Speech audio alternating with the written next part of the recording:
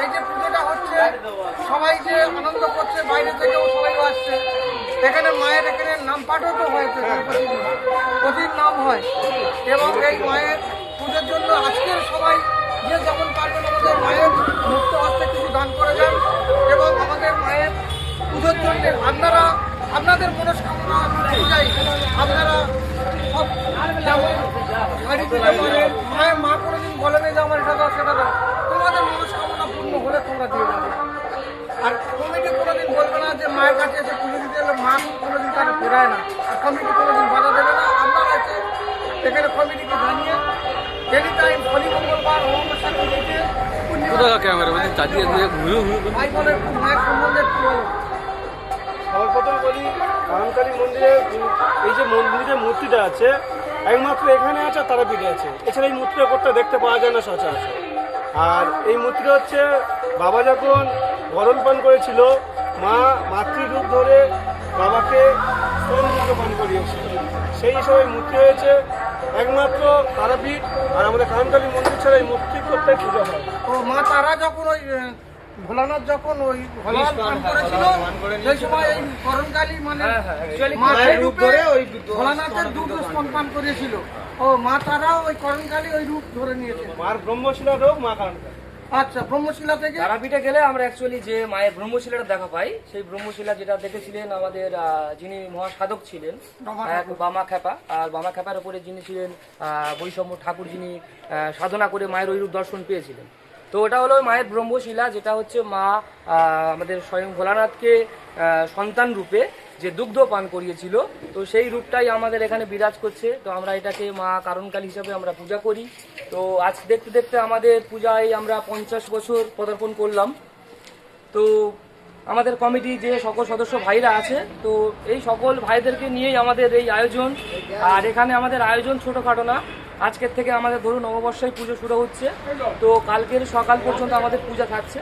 কালকে সকালে পর থেকে প্রসাদ বিতরণ হয়। যে সকল মায়ের ভক্তরা থাকে ওনাদেরকে এখানে বসিয়ে প্রসাদ খাওয়ানো হয়। বা এছাড়া আমাদের যে যত ভক্ত আছে এখানে প্রায় অন্তত 1500 প্রসাদ পরে আমরা মোটামুটি যথাসাধ্য চেষ্টা করি। তো এই সকল অনুগামী আমাদের এই করমজলি যে এলাকার সকল যে গ্রামবাসীবৃন্দ সকলে আমাদেরকে অনেক সাহায্য করেন। তো আপনাদের কাছে অনুরোধ করব, আপনারা যদি চান এই মায়ের মন্দিরে আসুন, এসে একবার ঘুরে যান, মায়ের দর্শন করে যান। মা কখনো কাউকে নিরাশ করেন না। তো মায়ের কাছে তো সন্তানরাই আসে। তো যাই হোক, আর কিছু বলার নেই। আমরা এই যে সকলে একত্রিত হয়ে যে এই পূজাটা আনন্দের সাথে আমরা সম্পূর্ণ করছি, তো এটা আমাদের অনেক ধন্যবাদ। আর আপনারা আমাদের পাশে থাকুন। আর চেষ্টা করব যে মায়ের পুজোটা আগামী দিনে আমরা আরো বড় কিভাবে নিয়ে যেতে পারি। মায়ের নামটা? মায়ের নাম হচ্ছে করমজলি কারণকালী মা আমাদের। আপনার নামটা বলুন। আমার নাম দেবপ্রসাদ মুখার্জি। তো আমি এই করমজলি এলাকারই ছেলে।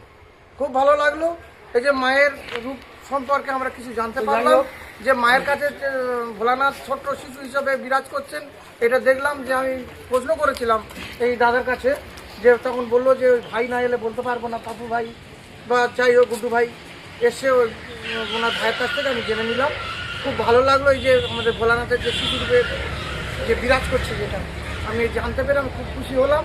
যে মা তারা যেমন আমাদের বীরভূম জেলায় তারাপীঠে রয়েছে, আর তেমন আমাদের দক্ষিণ 24 পরগনায় করণজলি এখানে বাস স্ট্যান্ডের কাছে মা বিরাজ করছেন। খুব ভালো লাগলো।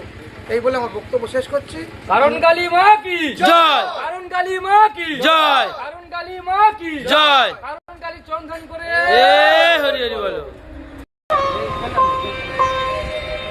আজকের এই যে মায়ের পুজো হচ্ছে করণজলি ভাই হচ্ছে এখানকার কর্মধাম। আজকের এই যে মাঘ মাসের যে অমাবস্যা তিথির প্রতি বছর নেয় মায়ের বাৎসরিক পুজো হয়। আজকে আমি এসেছি মন্দির বাজার বেরিয়ে গ্রাম থেকে সুকান্ত সরকার। মায়ের নামটা একটু বলো। মমতাজ মিস্ত্রি। আচ্ছা, মায়ের মন্দিরটা কত বছর হয়েছে? এটা 50 বছর পূর্তি। আচ্ছা আচ্ছা, এখানে তো দেওয়া আছে 83 সাল। যখন হয়েছিল তখন একটা মডুলার। আচ্ছা, তখন ছোট খাটো পুজো হতো। যাই হোক, ভিতরে চলে এসছে।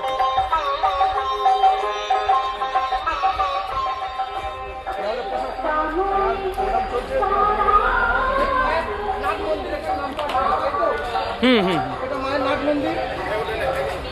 এসব আমাদের ভাইরা আছে, আমাদের সব ভক্তগণ। কর্মকর্তা সবাই। নমস্কার ভাই, এসব ভাইদের ছবি নাও। এসব রান্না চলে প্রায় 20-22 কিলো 20 করে ঠিক আছে ভাই। এই বাবা ভোলানাথের ছবি আছে, এই আমাদের মায়ের ছবি। চান করে এসছে, একটু ভিতরে যেতে পারি? ছুঁইবেন না। আমাদের করণকালী মায়ের মূর্তি এনেছে, কোলের মধ্যে আছে শিশু রূপে আমাদের ভোলানাথ বাবা বিরাজ করছেন মায়ের সঙ্গে এখানে।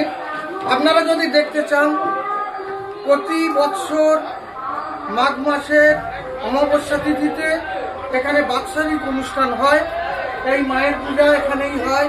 আপনারা যদি দেখতে আসতে চান, ডায়মন্ড হারবার থেকে বাস ধরে করঞ্জলির মোড়, যদি রায়দিক থেকে আসেন মথুরাপুর থেকে ট্রেন ধরে এসে আপনারা করঞ্জলি স্টেশন নেমে ওখান থেকে হেঁটে চলে আসবেন, 2 মিনিট লাগে, 10 মিনিট লাগে, এই মন্দির দেখতে পাবেন। যদি আপনারা কাকদ্বীপ থেকে আসেন, বাসে করে ওদিক থেকে বাসে চেপে এসে করণকালী মন্দিরের সামনে বাসে থেকে নামতে পারেন। হটুগঞ্জ থেকে এসে মন্দির বাজার থেকে এসে এখানেও নামতে পারেন। মায়ের মূর্তি দেখুন। যদি আপনাদের কোনো সাধ্যমতো কিছু হয়, মায়ের জন্য কিছু দান করতে পারেন, বা নিজেরা এসে মায়ের কাছে মনস্কামনা পূর্ণ হলে আপনারা পুজো দিয়ে যাবেন। মা কোনোদিন কারো নিরাশ করে না। মা চায় যে তার সন্তানেরা মঙ্গলময়ী মা সকলকে মঙ্গল করে, জগতের মঙ্গলের জন্য তিনি বিরাজ করছেন। আজ এই করঞ্জলিতে করণকালী রূপে। আজকের এই করঞ্জলি নামটা হয়েছে কেন? এই মায়ের নাম থেকে, করণকালী, ওই জন্য করঞ্জলি এই নামটা হয়েছে। তাই আমরা এসব মায়ের কাছে প্রার্থনা করি, চিন্তাময়ী মা গো, মা তুমি সকলের জগতের মঙ্গল করো মা, আমাদের সকলকে এ থেকে যত বিপদ আবাদ আপনি মুক্ত করে দিন মা। মা গো, মা তোমার ওই চরণে আমার আবার মায়ের দানের জন্যে টাকা দিচ্ছে বা আরও অনেক কিছু। এই যেমন এই ভাইকে বলছি, ভাই যখন খাতাতে লিখবে, মায়ের কেউ যদি 10 টাকা দেয়, এই 10 টাকা লিখবেন না। এই যে শূন্য দিয়ে মায়ের কোনো পুজো হয় না। না কেন না? মা এই যে শূন্যটা বা এই যে 1 টাকাটা আমরা দিই কেন? 16 আনা কে বলেছিল?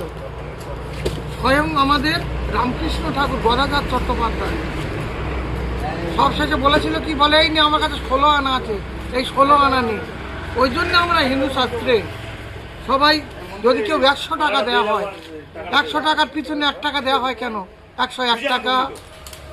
কেউ যদি 50 টাকা দেয়, এই 50-এর সঙ্গে 51 টাকা কেন বলা হয়? এটা যে শূন্য আমাদের দান করতে নেই, মানে শূন্য দিলে শূন্য হয়ে গেল মায়ের কাছে, তাহলে আমরা শূন্যই পেয়ে গেলাম। অন্তত 1 টাকা দিতে হয় আমাদের হিন্দু শাস্ত্রে। 16 আনা, 16 কলা, এই 16 আনা দিলে তবে আমাদের মায়ের কাছে দান হয়। এই দাদা দিচ্ছে, দাদার নামটা একটু বলুন। এই দাদা 111 টাকা এই দাদা দিলেন, বেশ খুব ভালো লাগলো। 100 টাকা দিই বা 10 টাকা দিয়ে নেবেন না, 11 টাকা, মানে 1 সবসময় রাখতে হবে, 1-এর অদ্বিতীয় কেউ নেই। ঠিক আছে, এই বলে আমার বক্তব্য শেষ করলাম। ধন্যবাদ।